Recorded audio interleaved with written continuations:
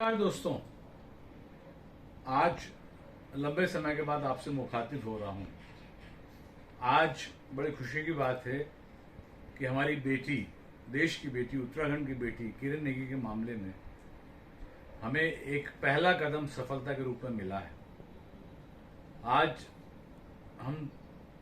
एक प्रतिनिधि मंडल के रूप में हाई कोर्ट के वरिष्ठ क्रिमिनल लॉयर श्री सतीश टम्टा जी से मुलाकात हमने की और उन्होंने आश्वासन दिया कि क्यूरेटिव पिटीशन को वो आज के बाद 2-4 दिनों तक अध्ययन करने के बाद फाइनली उसे फाइल कर देंगे सुप्रीम कोर्ट में। ये एक आशा की किरण के रूप में इसे देख रहे हैं। सबसे बड़ी बात दोस्तों ये है कि 2014 उसके बाद 2014 में सबसे पहले द्वारका सेशन कोर्ट की तरफ से कातिलों को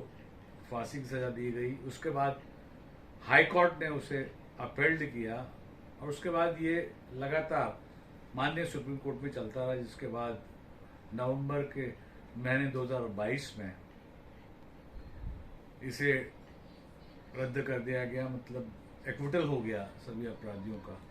उसका रिव्यू पिटिशंस डाले गए, रिव्यू पिटिशंस भी टर्न डाउन हो गए, एक्विटल उनका जारी रहा।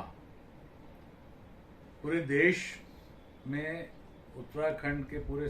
समुदाय में, उत्तराखंड के लोगों में एक रोष की पीड़ा देखने को मिली। चाहे हमारे अधिवक्ता हों, चाहे हमारे पत्रकार हों, चाहे हमारे इंटेलेक्चुअल्स हों, बुद्धिजीवी वर्ग हो, चाहे हमारे समाज में संघर्ष करने वाले लोग हों, हमारी माताएं हैं, बहनें हैं, युवा हैं, बच्चे हैं, सभी इस जजमेंट से बहुत ही अपने आप को असुरक्षित महसूस करने लगे। उसके बाद आप सब लोगों के आशीर्वाद के बाद हम ही सब लोगों ने मिल करके क्यूरेटिव पिटीशन की जो आखिरी उम्मीद थी उस पर काम करने की कोशिश की और हम हाई कोर्ट के वरिष्ठ क्रिमिनल लॉयर जो अपराधी मामलों को लड़ रहे हैं पिछले 43 सालों, जिन्होंने 90% सफलता अर्ज की है इन मामलों में, उनसे मिले और उनकी मेहरबानी थी, उनकी कृतज्ञता उनके प्रति हम ज्ञापित कर रहे हैं कि उन्होंने इस केस को लड़ने की हामी भरी और आज हम उनसे पुनः मिलने गए। इस पूरी प्रक्रिया के दौरान हमारे नेशनल जस्टिस फोरम के डेपुटेशन उनको बार बार मिलते रहे, उनके पूरे रिकॉर्ड्स दिए और उसके बाद आज जब हम उनसे मिले तो हमें एक उम्मीद की किरण इसमें नज़र आई है। उन्होंने कहा है कि 2-3 दिनों के अध्ययन के बाद, क्योंकि एक बहुत ही चुनौतीपूर्ण मामला है, केस है, इसमें अध्ययन की बहुत आवश्यकता है, बारीकी पहलुओं को ध्यान में रखते हुए, तो उन्होंने कहा है कि आने वाले कुछ दिनों के बाद वो इसमें सुप्रीम कोर्ट में क्यूरेटिव पिटीशंस फाइल करेंगे और तमाम जो इसकी औपचारिकता है वो पूरी करेंगे। तो मैं उत्तराखंड की जनता को, किरण नेगी के लिए जो लोग 2012 से लेकर अब तक संघर्ष करते हैं, हमारे तमाम साथी, तमाम एनजीओज के लोग, तमाम समाज के लोग, तमाम समाज के अलावा जो हमारी बेटी को न्याय दिलाने के संघर्ष करते रहे, कैंडल मार्च निकालते रहे, संघर्ष करते रहे, जिन्होंने जंतर मंतर से लेकर के द्वारका कोर्ट और फिर उसके बाद सुप्रीम कोर्ट में संघर्ष किया, उन सबको विश्वास दिलाना चाहता हूँ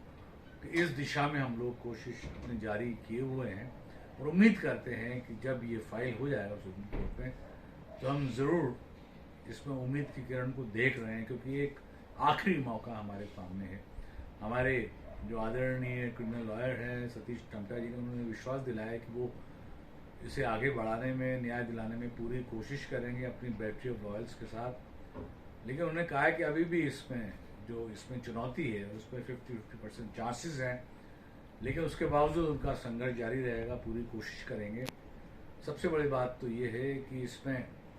वकालतनामा पिछले दिनों कुंवर सिंह नेगी जो हमारी बेटी है, उनके पिताजी ने इसको साइन कर दिया था वकालतनामा को, और उन्होंने इस संघर्ष में हमारे साथ होने का आश्वासन हमें दिया है। और आज की जो हमारी ये लड़ाई आगे जारी है, आप लोगों के आशीर्वाद और संघर्ष के साथ वो निसंदेह आने वाले समय में एक निश्चित ठोस न्याय की दिशा में एक माइलस्टोन साबित होगी, इसका हमें पूरा विश्वास है। इस पिटीशन के फाइल होने के बाद लार्जर बेंच की मांग की जाएगी और हमारी पूरी कोशिश रहेगी कि आखिर क्या वजह है कि हमारी एक बेटी जो दामिनी थी, रनिंग बस की वसंत विहार की, उनके तमाम कातिलों को फांसी की सजा होगी, लेकिन उससे भी जघन्य कांड जो उनसे पहले हुआ था नजफगढ़ में, छावला में 19 साल की बेटी के साथ जघन्य अपराध हुआ था, आखिर क्या वजह है, आखिर कहाँ कानून और न्याय धोखा खा गया कि उनके सारे अपराधी एक्विट हो गए। इन्हीं सवालों के साथ हम लोग एक क्यूरेट पिटीशन माननीय क्रिमिनल लॉयर सतीश टमटा जी के माध्यम से फाइल कर रहे हैं और हमें उम्मीद है, जैसा कि उन्होंने आश्वासन दिया है, कि इसमें हम ज़रूर फतेह पाएंगे, विजयश्री पाएंगे और कातिलों को सख्त सजा दिलाएंगे। लेकिन मेरी और हम पूरे समाज की, मैं अकेला नहीं हूँ, हमारी आपसे यही अपेक्षा है, उम्मीद है, एक्सपेक्टेशन है कि आप सब लोगों का आशीर्वाद, आप सब लोगों का संघर्ष, आप सब लोगों का समर्थन हमें हमेशा मिलता रहेगा और पूरी ताकत और शक्ति के साथ, जिस शक्ति के साथ आप 2012 के बाद से अब तक इस संघर्ष में लगे, उसी ताकत और शक्ति के साथ, पूरी ईमानदारी, पूरी तन्मयता के साथ हमारे साथ जुटे रहेंगे। इस उम्मीद के साथ मैं एक बार फिर आपसे अपेक्षा करता हूं कि हम इस लड़ाई में जरूर विजयश्री प्राप्त करेंगे। जय हिंद, जय भारत, जय उत्तराखंड। मैं सुनील नेगी, पत्रकार, उत्तराखंड जर्नलिस्ट फोरम का अध्यक्ष और अब आप सब साथियों का साथी, आपसे यही अपेक्षा करता हूं कि आपका आशीर्वाद इस लड़ाई में उत्तराखंड की बेटी, देश की बेटी को सदैव मिलता रहेगा। जय हिंद, जय भारत, जय उत्तराखंड।